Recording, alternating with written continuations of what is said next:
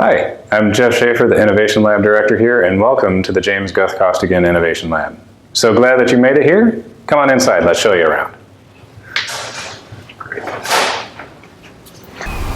So here we are inside of the lab. The lab is designed as 4 major zones. The first zone is where we are right now, called the collaboration area. If you look over here, we've got some nice seating and a whiteboard with a smart projector. That area is set up predominantly for ideation sessions where I need to brainstorm something for a project, for a class. This is a fantastic place to do that. We also have had other courses come down that are not your traditional use of the space. One of those examples would be a Latin 1 class used this area to bring their course down. They did their standard lesson there while we were 3D printing a part for their lesson, for their project. And by the time they were done, our parts were done, we brought everything together. It was a nice experience that didn't disrupt from their regular class time, and it was a good use of the space. Behind me, we've got some of our 3D printers. One is currently running, printing a face shield headband for PPE for our current efforts. Just behind the 3D printers, you'll see that we've got 4 iMac computers set up, currently loaded with design software. That's all the way from 2D drafting through 3D CAD. And then we've got a nice conference table as well where we do a lot of breakout sessions. We'll get to that big fun machine in the back corner in a little bit. Over here on this side, we've got another 4 sets of 3D printing apparatus. Those are mini Delta printers, so it's a different architecture than what we saw previously, which is fantastic because we get to learn more about the kinematics of the process, and we get to envelop all of that learning and figure out, is there one style that's better than the other for our particular need? So it's really nice that we have that. All of these tables that you see lining down the way are all on casters so that all of this is flexible. We've had instances where we have moved all of these tables and stools out of the way and had one wide open shot to where we did essentially Lego robot drag races, and that was an absolute hoot, by the way. But that's a good use for it. In the back you can see some more machines that we'll come to in a little bit, but we also have emergency eye wash and goggle safety so that we can make sure that we're protected while we're working in the lab. Now if we follow through these doors, this is the Peacock family classroom. In most cases, most students would feel, oh, this is just a nice version of a standard classroom, and in essence, they are correct. But this classroom actually serves as the precursor for the remodels that are going to happen throughout the rest of the school. That entire white surface is not only dry erase, but it is also hooked up with the same type of smart projector over by our couches to where the entire thing is interactive in that sense. So think about it as a whiteboard, smart board smashed together into one. It's a really, really good integration for teaching. That classroom is also set up much like out here in the collaboration area where everything is on casters. So we can rearrange the room entirely to fit whatever need that we have. And we've done some instances where we've pulled those tables and chairs out into the collaboration area to have a nice open setting in the classroom as well. So we've got a lot of flexibility there. It's got its own entrance from the hallway as well so that these spaces can operate entirely independently of each other. And that's an important thing when we get multiple classes down here at the same time. So we have routinely run a more traditional class in the classroom and a more project-based lesson going on out here in the collaboration area. And everything gets along peachy keen, which is great. Now, if we follow down this main aisle here, we'll pass the 3D printers that we mentioned before.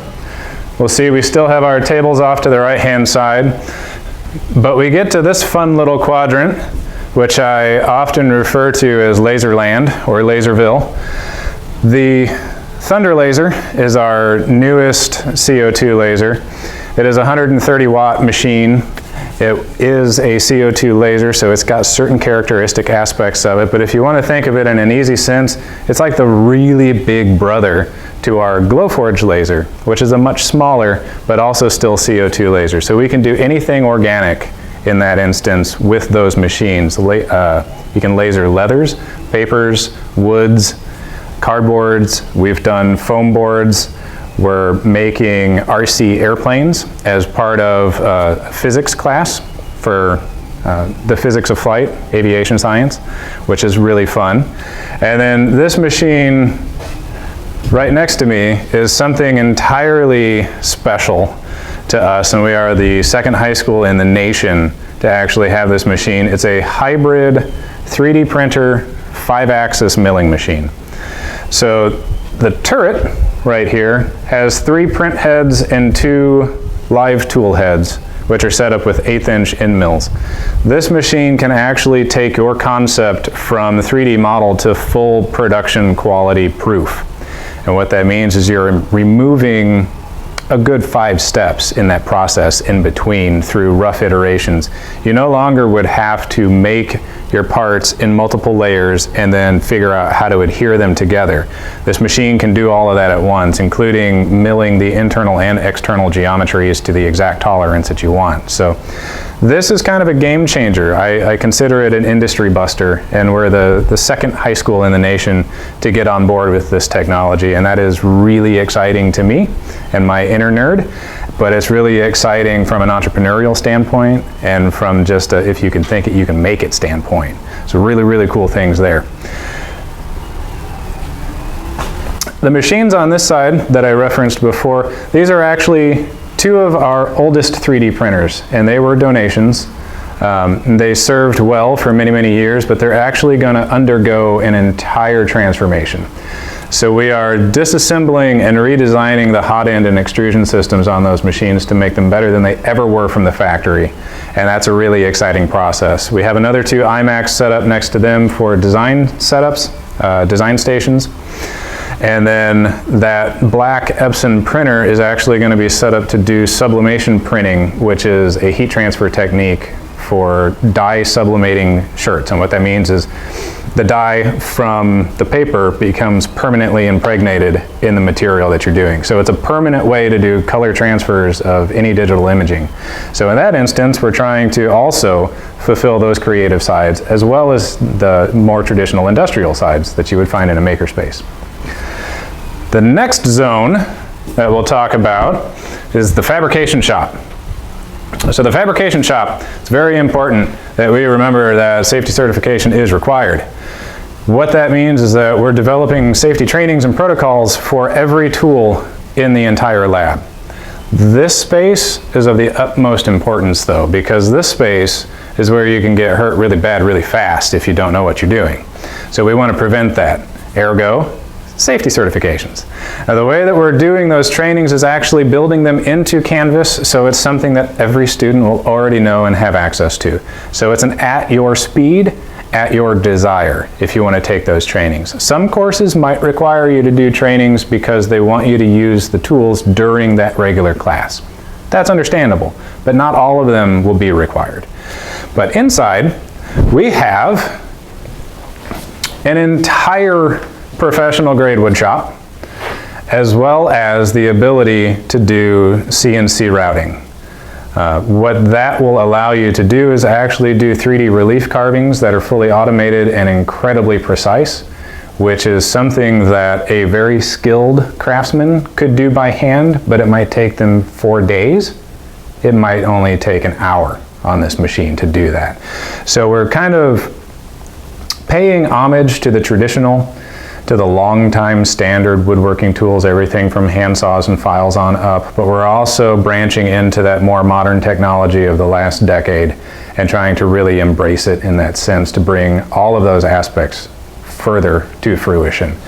This space has its own exterior doors so that we can open for ventilation if we need to, but it's also good for material passageways so that we can bring things in, take things out. We're considering ways of incorporating the outside space a little bit more, and there will be times where if we have to paint something, we'll go outside because we don't want the fumes inside. Or if we're going to plan to make a really big dusty mess, if we can do that outside, fantastic. We're going to go ahead and do that. But this space is really fun. It's one of my favorites. I'm a professional woodworker, and I love being in this room. But we've got one more zone to talk about, so let's go there next. So this is the STEM Club and Robotics room. On the way, we've got locker storage that's available for student usage, or for class project usage as well. We've had some projects that will span multiple days, some that span multiple weeks. And in that instance, you need some place to store it and you don't want to haul it around the whole time and it can't take up space in your own locker. This is exactly what that's designed for. This is the STEM Club and robotics room. So this is where our robotics team lives during build season. This is where the STEM Club room is in its current clean state, but during the school year it is a mixture of chaos and fun. And I'll say it in that sense because to the untrained eye, it's straight chaos. To the students involved, they don't want to leave. They have so much fun doing these projects. This room is set up to be flexible as well, but a little more sturdy. So the tables are not on casters, but they are movable. They're not mounted to the ground. And that way they can be reconfigured while a build is going on. And then directly behind me is actually the robot from this current season that our team 5176 built. We have a lot of potential. We have a lot of drive to keep pushing and to keep progressing. And that's the exciting part. We love this space. This space is exciting, even if you've been in the industry for a long time. So we hope that you had fun seeing this space. We hope to see you on campus soon. And let us know if you have any questions.